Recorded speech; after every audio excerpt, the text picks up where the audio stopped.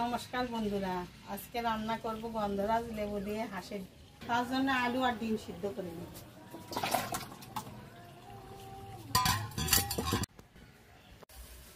শুকনা মরিচ দিয়ে দিচ্ছি, এই ধনে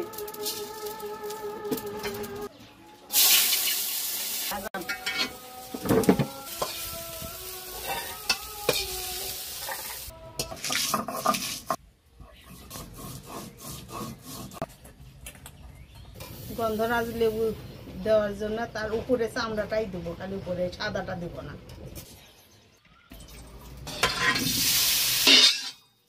নিচ্ছি হয়ে গেছে।